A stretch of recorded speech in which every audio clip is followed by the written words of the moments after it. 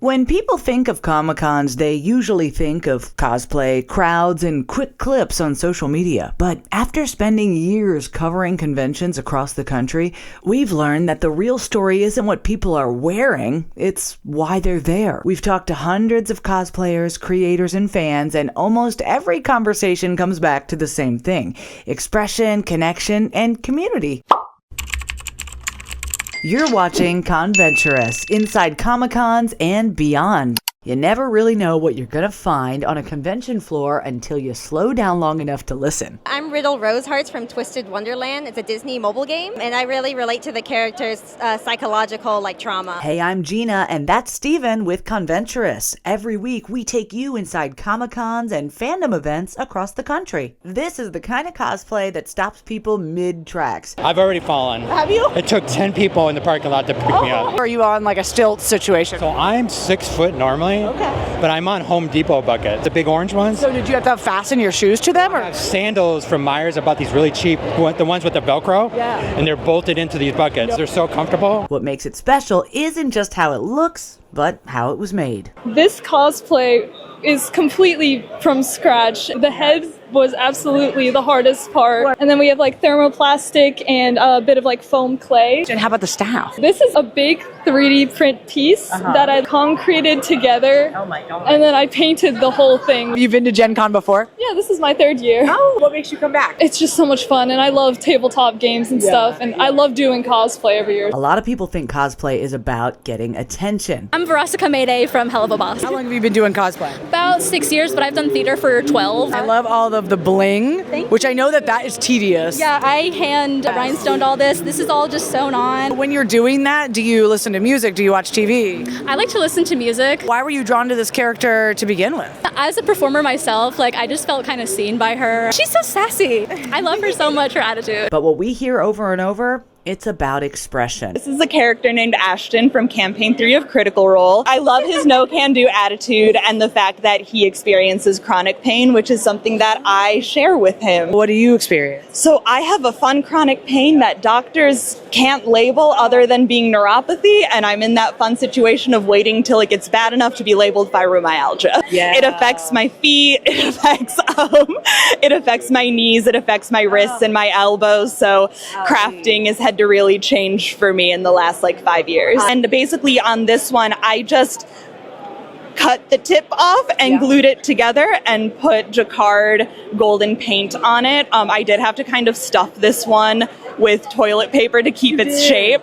And then this is just a nail earring that makes me look like it's gauged, but it is not. Well, you really put this together in such a good way. Yes, thanks for taking the time to talk to us. Thank you so much for asking to talk to me. I love being able to share my creative process. Not every story needs a long explanation. Some just speak for themselves. What do you look forward to most coming to Lexington Comic-Con? Honestly, just seeing all the weirdos. Yeah, yes. And you? Being amongst our people, yeah. I want to decide who lives and who dies.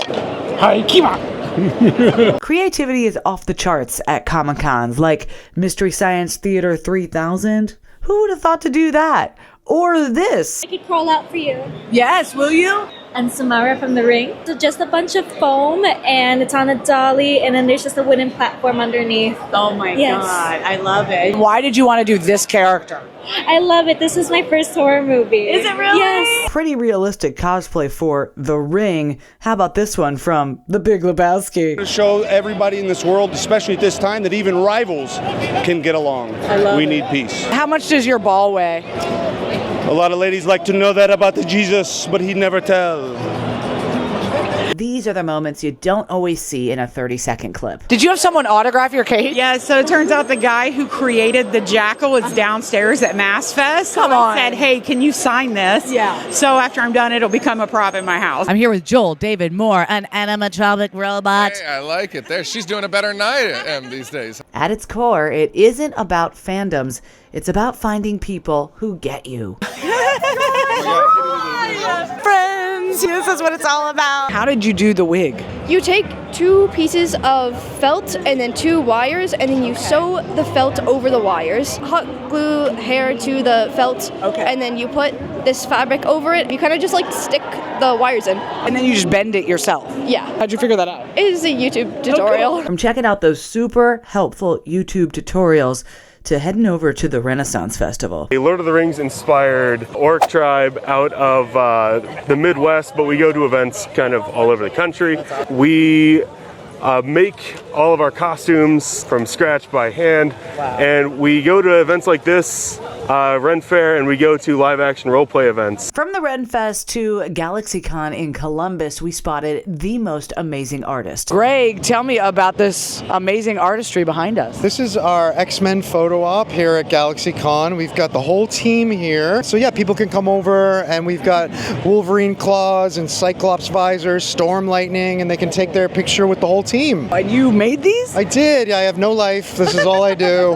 I'm single, and I make X-Men in my kitchen. I'd love to have dinner at your house. You can't, because there's no room for a table, because they all hang out in the kitchen. But how do you make them? They start off as store mannequins, and then the heads are all 3D printed, and then all the other items are, latex, foam, rubber, wood. I mean, you name it, it's up here somewhere. Thanks, Gina.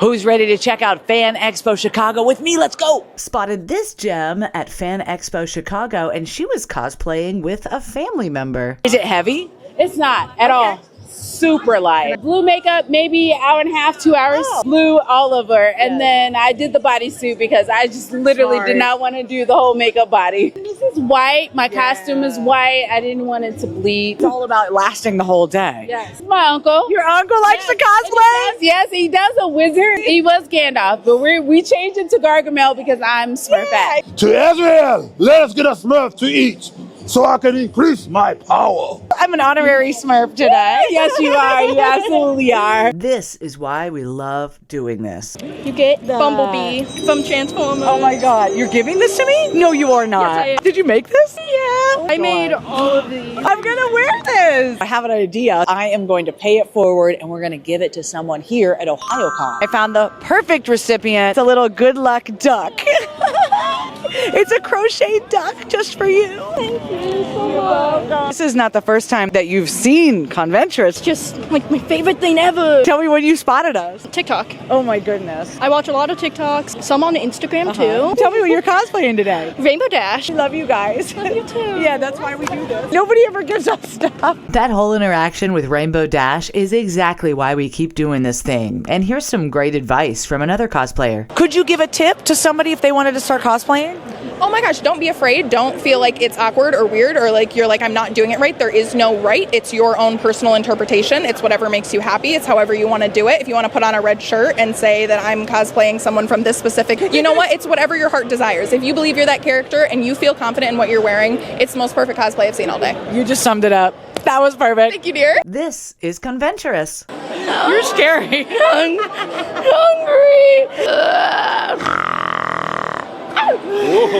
We love you.